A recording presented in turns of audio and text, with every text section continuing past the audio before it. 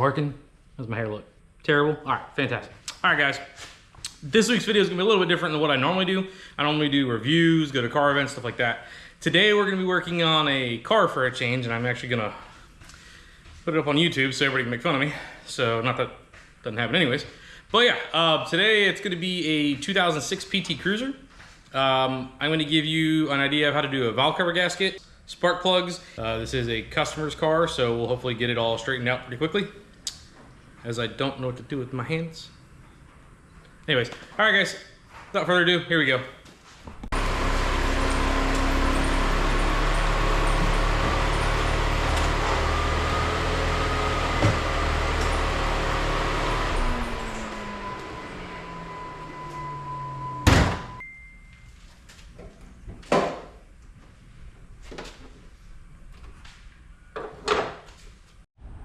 All right, so I feel some clarifications needed. To start with, this is a 2006 with a 2.4 liter. It is the non-turbo. My phone's gonna go off because it always freaking does. This is an NA motor, so it's not the turbo. If it was, I would own this car. Short thing on PT Cruisers. They get a bad rep. I know they're kind of a pain in the butt to work on. As you can see, there is not a ton of room. But there's ways to get room out of them that I will explain to you today. I know my buddy Sean, who watches most of my videos, will see this and be like, Britt, you're an idiot. He's not wrong. He's right. But these cars really aren't terrible. I'm finding out how cheap the parts are, which is kind of nice. So if I needed to buy a little beater car that I knew something about, I would buy a PT. Either that or a Toyota Matrix if I could find one, because Toyota. So anyways, without further ado, we're gonna do the valve cover and the spark plugs first. To do that, you're gonna take off, there's 6 of these 8 mils. That'll take the intake up. You'll take this off on the back side. There'll be a 13 mil that I will show you how to get to. You don't need to completely remove this. You can kind of tilt this whole thing up and attach a bungee from here to the intake manifold, and you'll be able to hold it up so that way you can get it out of your way and not have to disconnect 1,000,005 things. But I will show you all of that. Can you see? Ugly. Anyways.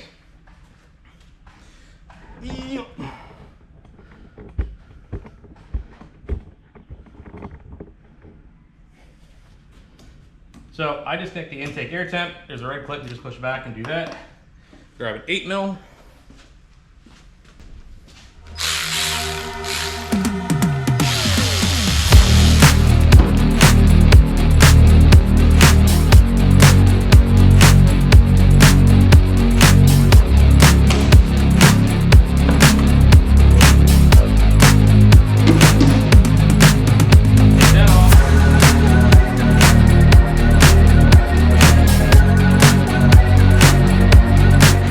So that 13 mil that normally goes right back there, it's not there anymore. Somebody took it off at some point in its life. It's a support bracket over there. It'll just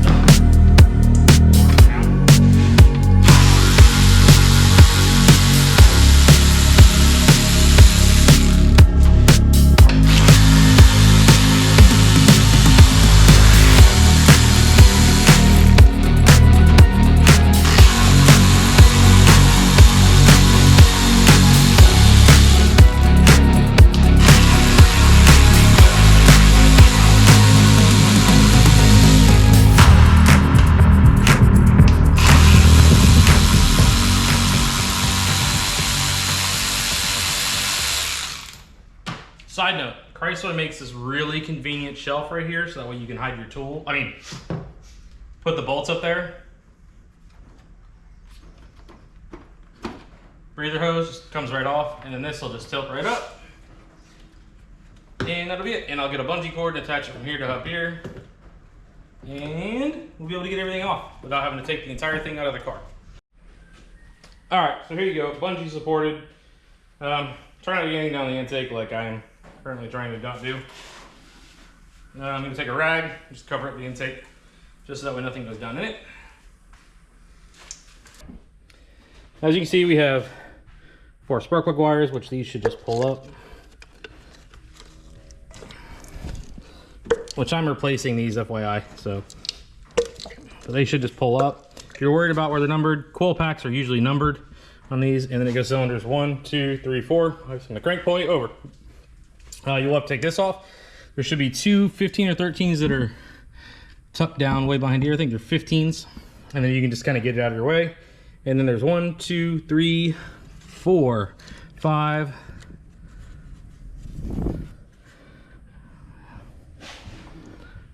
6, 7, and 8. But I will do my best to get you guys in on them to see, but I make no promises.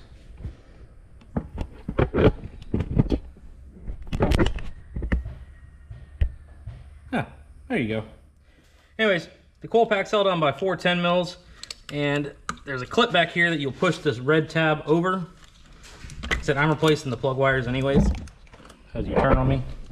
I'm replacing the plug wires, so I really don't care about them, because this car has 145,000 miles on it. Side note, the timing belt's already been done.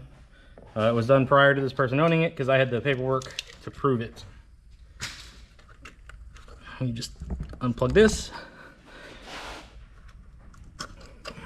and then 4 10 mils.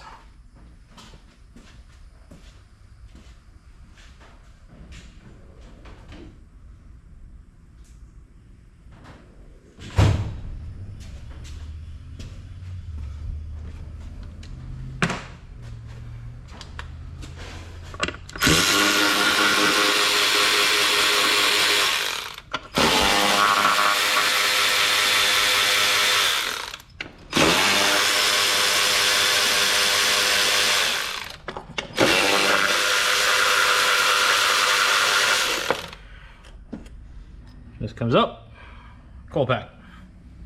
Now, I make it a habit taking the 4 10 mils and putting them in the coil, just so that way I know what's what and what goes where. Obviously there's the breather hose. This won't get in your way. This will be in the power steering reservoir. Will be kind of annoying because I don't disconnect it all because I don't want to mess with the fluids. Okay, so get you around here. I'm not gonna video everything on this because it's hot and I gotta turn the fan on. It's Florida, it's 900 degrees. That power steering reservoir is loose. It will kind of get in your way a little bit. It is on the annoying side. I'm not gonna sugarcoat that unless you want to take it out of your way, empty all your power steering fluid. I do not, because I don't want to, because I know what it's like to bleed the power steering systems on these things, so it's not happening. So, all right, so after you've gotten all the bolts loose, there's 3 up front, right, staring you right in the face, 2 in the center of the valve cover, if you will, 3 across the back towards the firewall, and 1 on this side. I don't believe there's 1 on this side on the edge. No, there's not. Okay. So if this is your first time doing one on your car, it'll probably not want to come up. It'll probably fight you a little bit. And if you do, just be gentle about putting some underneath it and wiggling it out. It'll come out. So you can take this off right there if you want. I don't care to. And then for the tube that comes off the bottom, there it is. The bolts in the valve cover will come out if you pull on them just a little bit, because they do have little O-rings. I prefer to, that way when I flip it over, I don't lose the bolts. So I have done the valve cover gasket on this car once before. It was 60,000 miles ago, so yeah. I kind of know the car. I know everything about it. Old valve cover, big gasket, there you go. And then on the bottom side, there will be spark plug tube O-rings. These literally just pull out. And one of the reasons I'm doing this is because one of these go bad. They go bad all the time. If you have to do it a few times in your lifetime with a car, don't be surprised. Nothing anybody did. It's just these cars about every 2 years or every year, you got to put about $2 grand into them. If you're a mechanic, it's way nicer, or if you know how to work on it, it's really not that expensive. So, yep, these literally just pull out like that. Put the new gasket on every corner, put a dab of silicone, put it all back together, and that's where I'll pick up with you guys after I put it all, after I'm tightening everything down. So, side note, as you can barely see my ugly face, the valve cover gaskets we're going to use is Felpro. It is a VS50518R. It comes with the spark plug tube O-rings and the valve cover gasket. So like I said, valve cover gasket in, these literally just all pop in place. Every time there's a corner, put a little dab of silicone. You can either put it on here, or you can put it on down on the head like I did. Yes, the fan's on, yes, it's hot. If you can't hear me, I'll edit it out. And then this will just slide back into place.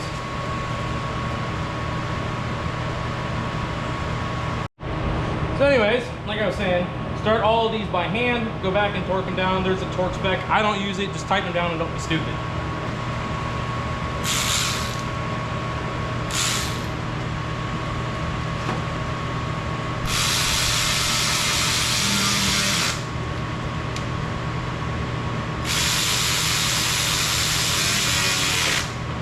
Okay. We're gonna talk here for tightening sequence and torque. I start at the center and work my way out in a circle. Doesn't matter, you go clockwise, counterclockwise, or whatever. When you're gonna tighten it, it doesn't have to be stupid tight. I'm using a 1/4 inch snap-on electric ratchet, so it's just snug, which I'm happy with because it won't fucking break or warp the valve cover. Like so.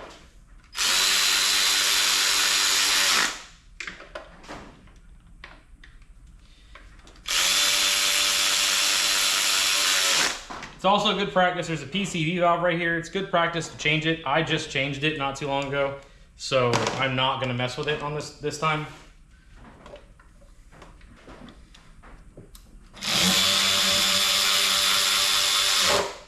Like I said, I just snug them down. You can do what you want. You can look up the torque spec. I'm a realist. I'm not going to torque down valve cover bolts unless it's a metal. Torque, not twerk. Get out your head. All right. Spark plugs. We're going to touch base on this real quick. We're going to touch base on spark plugs real quick because it's always a question people give me. When you say a tune-up anymore, it doesn't really exist. Tune-ups back in the day consisted of making sure the carburetor's dialed in right, checking your timing, all that kind of stuff, checking your dwell on your points if you know where that is. If you don't, you're too young. I use this spark plug socket, and I love this because it's usually about the size of the spark plug tube, so I can literally just drop this down in there, and it's got a magnet on the inside, like so, and I don't have to worry about cross-threading plugs. That's the one I use, and this is the reason why. You see I just took it out of there, is because the spark plug tube O-rings were leaking. And yes, I'm gonna let the oil fall into the cylinders and it'll be what it is. So this is a Matco part number SP3928. Cool, it's a very cool spark plug socket. I've had these for a while. Yes, Matco, other brands make this. I don't know if anybody does. I'm not affiliated with anything. I'm not gonna go through all that.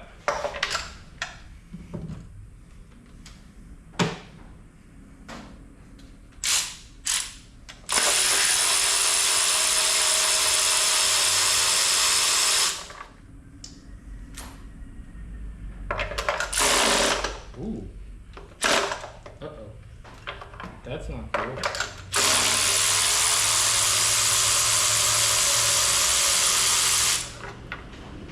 Well, folks, we might have a problem on our hands.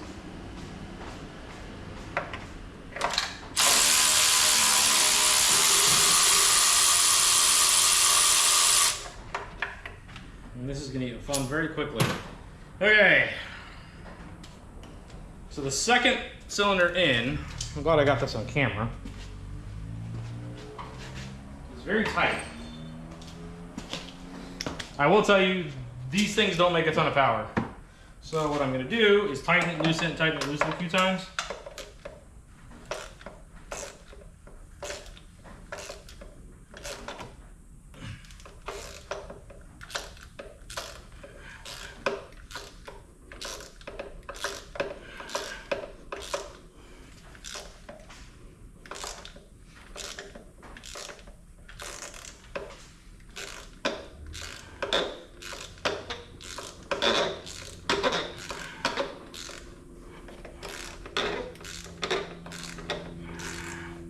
I've had this happen before, where a plug comes out rough but goes in just fine.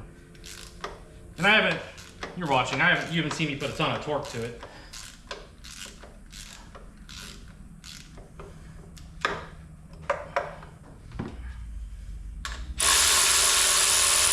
that's what I can do. All right. Let's see what this spark plug, the threads look like. Yeah, they're okay. In case you're wondering why we're changing them, that's an old one. That's an old plug. This is the one I just fought coming out, so you can see the threads are fine. So the new ones, which by the way, these are Champions.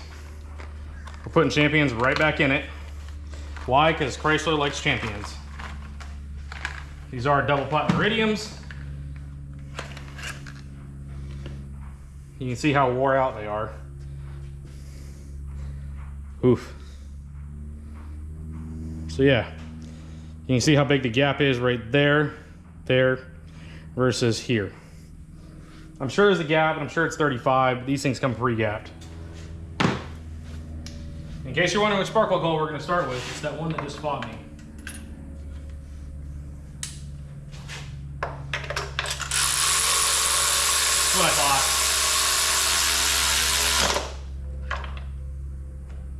They go back in just fine. I've actually had to use them where I had to take an impact out. To use an impact to get them out, and they came out just fine. There's little plastic sleeves inside these boxes that hold the gap. I just look at them and make sure they're not like squished, like somebody didn't drop them. So other than that, put them in, torque them down, be done. And yeah, you can say what you want. I'm using a 3/8 ratchet. Yeah, this thing is not very powerful. So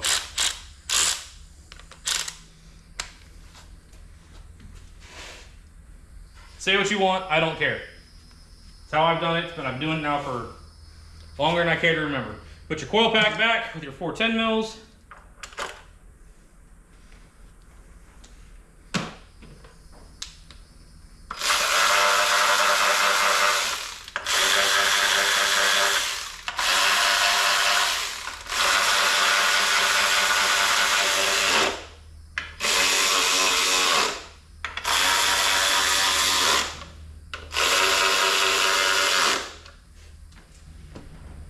Make sure you plug your coil back in, because I've done that before, because I was in too much of a hurry. And make sure that little red locking tab, you lock it back in place. Okay, spark plug wires. I bought them. It's that simple. So there's common sense involved. I know, it really doesn't exist much in this world anymore. There's gonna be 2 long ones and 2 short ones. At least there should, unless they're all the same length, which they all might be, because I'll show you, because of, yep, they all are just, nope. Yep, they're all basically the same length. So it's all numbered. Essentially, the ones on the right side of your steering at the engine from the front of the car, the one in the back goes all the way over the right, the one that's closest to you goes to number 3. On the left side, if you're staring at it, the one closest to you goes to the number 2, and the one farther to you goes to number 1. It's labeled on the ignition coil.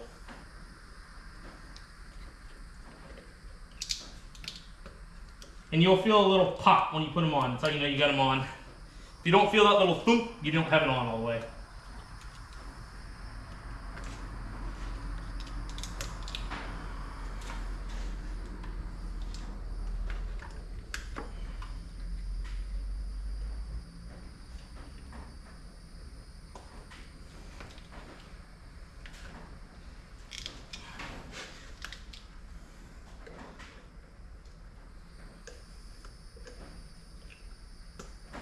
There you go. Set the intake back down, and I would normally tell you to tighten the power steering. I'm doing those engine mounts, and for some unknown reason to me, remember in my back of my little piddly brain that I don't have, I need to leave that loose, and I'm going to. But I will put the intake and everything back together. Also, in a perfect world, you should replace these little intake gaskets. I just did them not too long ago, so they're super soft, so I'm leaving them alone. You don't like it? Go ahead and call me a hack, I don't really care. I know it'll work just fine. So, get over it.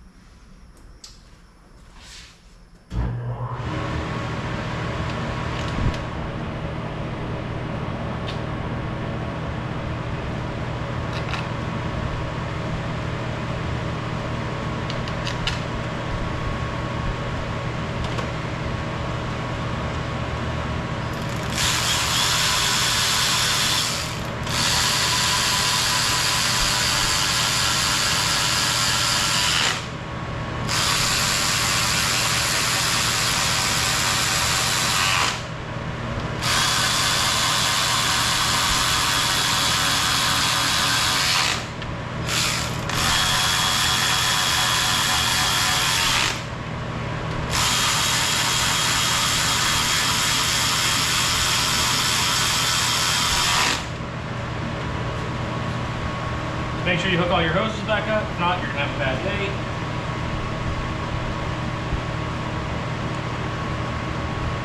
Because you'll go to start it, it'll rev to the moon, and you'll be like, "What are you wrong? What happened?" You didn't hook something up right. So I'm gonna leave that one disconnected. Man, it's hot, guys. I'm sorry about the fan. So I'm about to do engine mounts, including a trans mount. And if you ever work on one of these cars and you have a massive vibration at an idle, it happens. It's inevitable. You have to do all the mounts. Just don't try to cheap out like everybody does. And they try to do them one at a time, and then they end up chasing their tail. I can't get rid of vibration. Also, aftermarket engine mounts, guys, they're not the greatest quality. I will admit to that, but I'm about to do that. All right, guys. Unfortunately, the customer just called and needs it back as soon as possible, which means, guess what? I don't get to film the rest of it. So I'm gonna put up the valve cover gasket part of it. I can't really show you the rest of it because it's kind of in depth, so sorry.